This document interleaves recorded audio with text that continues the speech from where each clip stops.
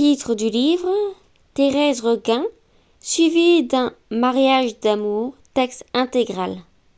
Auteur: Émilie Zola. Thérèse Requin. Chapitre 1. Au bout de la rue Guénégaud, lorsqu'on vint des quais, on trouve le passage du Pont-Neuf, une sorte de corridor étroit et sombre qui va de la rue Mazorine à la rue de Seine. Ce passage, à 30 pas de long et de large au plus, il est pavé de dalles jaunâtres, usées, décelées, suant toujours une humidité âcre. Le vitrage qui les couvre, coupé à angle droit, est noir de crasse. Par les beaux jours d'été, quand un lourd soleil brûle les rues, une clarté blanchâtre tombe des vitres sales et traîne misérablement dans le passage. Par les vilains jours d'hiver, par les matinées de brouillard, les vitres ne jettent que de la nuit sur les dalles gluantes de la nuit salie et ignoble. À gauche se creusent des boutiques obscures, basses, écrasées, laissant échapper des souffles froids de caveaux. Il y a là des bouquinistes, des marchands de jouets d'enfants, des cartonniers, dont les étalages gris des poussières dorment vaguement dans l'ombre. Les vitrines, faites de petits carreaux, moires, étrangement les marchandises de reflets verdâtres. Au-delà, derrière les étagères, les étalages, les boutiques pleines de ténèbres sont autant de tout lugubres dans lesquels s'agitent des formes bizarres. À droite, sur toute la longueur du passage, s'étend une muraille contre laquelle les boutiquiers d'en face ont plaqué d'étroites armoires. Des objets sans nom, des marchandises oubliées là depuis 20 ans, s'étalent le long des minces planches peintes d'une horrible couleur brune. Une marchande de bijoux faux s'est établie dans une des armoires. Elle y vend des bagues de 15 sous, délicatement posées sur un lit de velours bleu au fond d'une boîte en acajou. Au-dessus du vitrage, la muraille monte, noire, grossièrement crépie, comme couverte d'une lèpre et toute couturée de cicatrices. Le passage du Pont-Neuf n'est pas un lieu de promenade. On le prend pour éviter un détour, pour gagner quelques minutes. Il est traversé par un public de gens affairés, dont l'unique souci est d'aller vite et droit devant eux. On y voit des apprentis en tablier de travail, des ouvrières reportant leur ouvrage, des hommes et des femmes tenant des paquets sous leurs bras.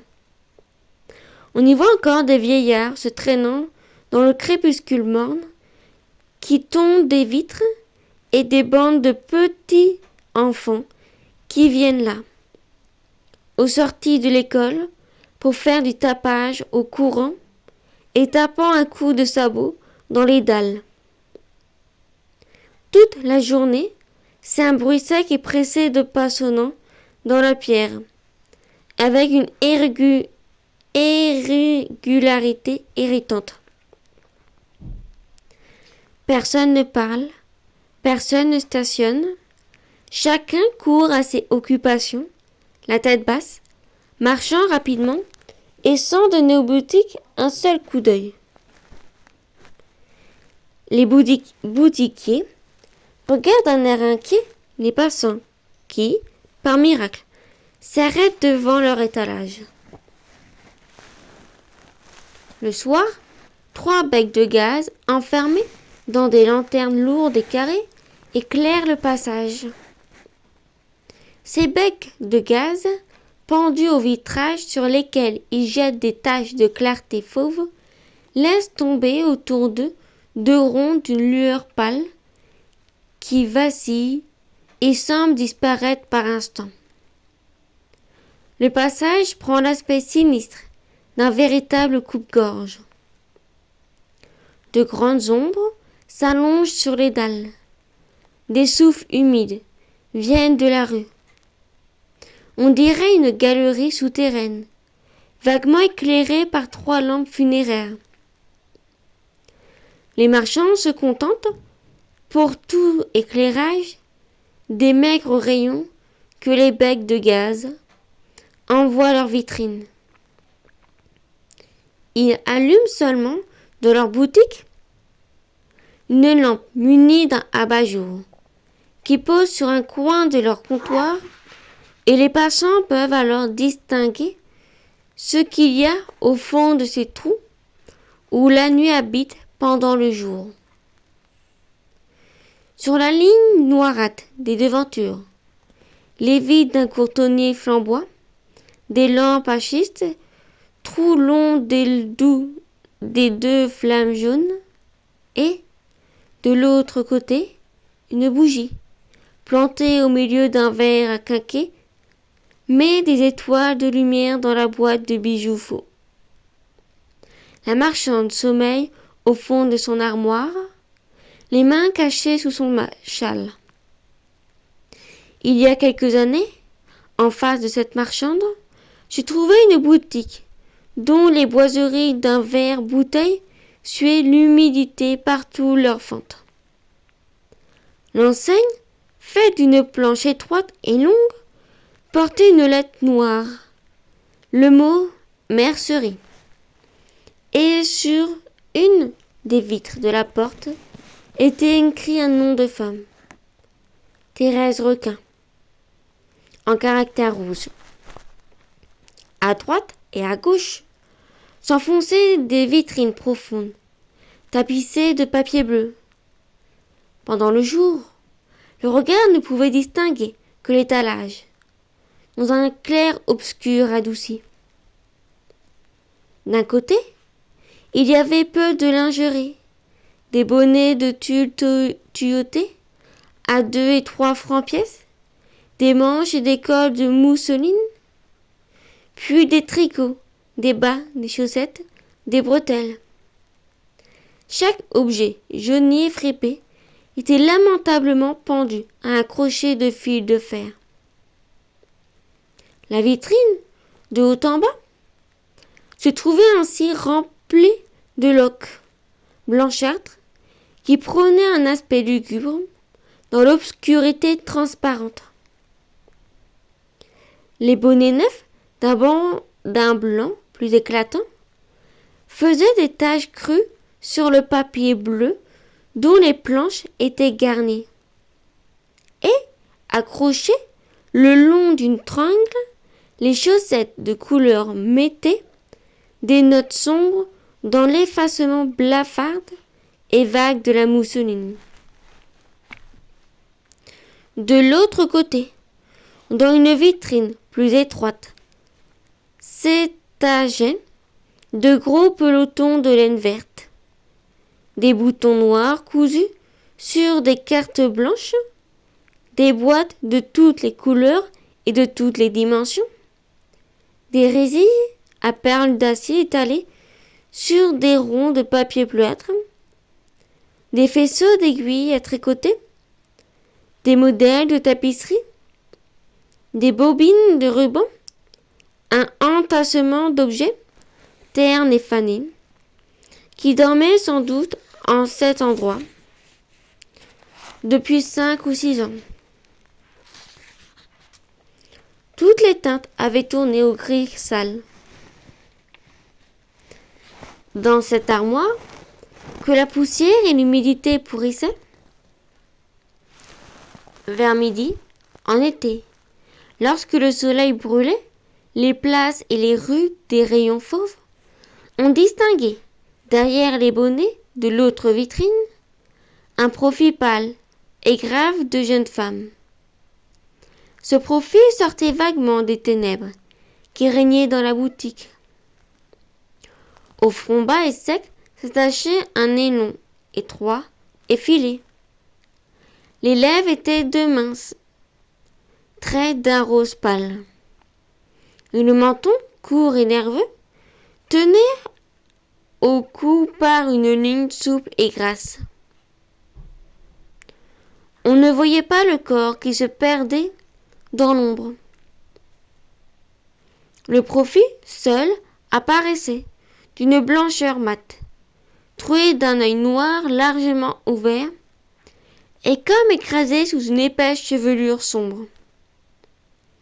Ils étaient là, pendant des heures, immobiles et paisibles, entre deux bonnets, sur lesquels les triangles humides avaient laissé des bandes de rouille.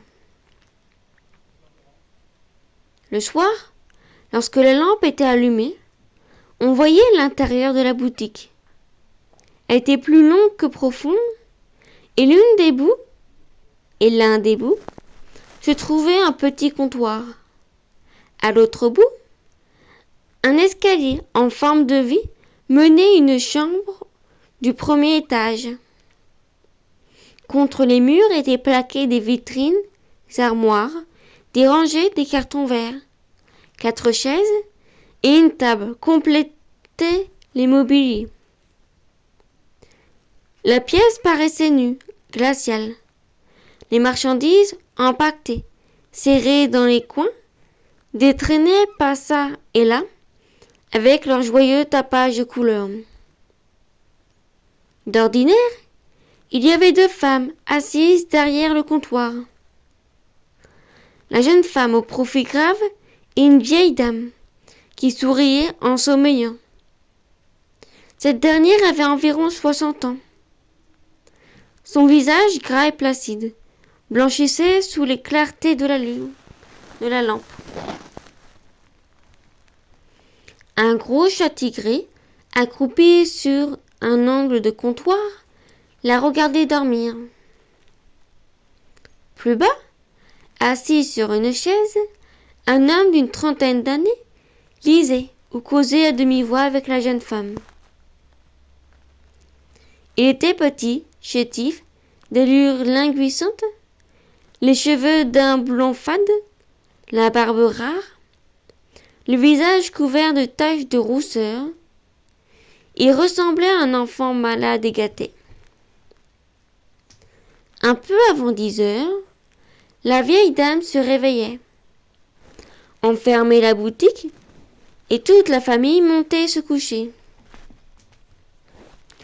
Le chat tigré suivait ses maîtres en ronronnant, en se frottant la tête contre chaque barreau de la rampe. En haut, le logement se composait de 3 pièces. L'escalier donnait dans une salle à manger qui servait en même temps de salon.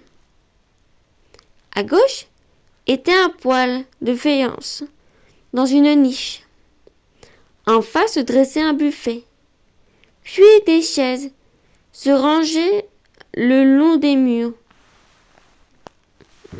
Une table ronde, tout ouverte, occupait le milieu de la pièce.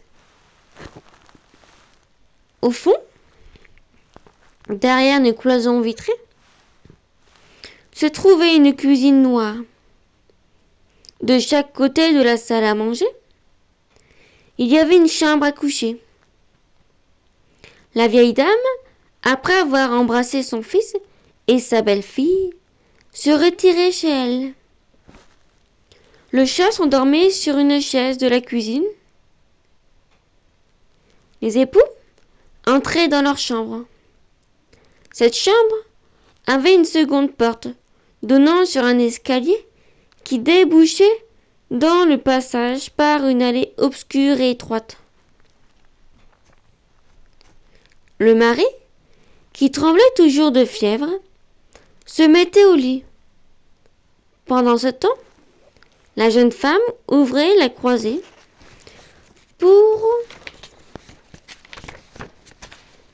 fermer les persiennes. à rester là quelques minutes devant la grande muraille noire, crépie grossièrement, qui monte et s'étend au-dessus de la galerie. Elle promenait sur cette muraille un regard vague et muet. Elle venait se coucher à son tour, dans une indifférence dédaigneuse.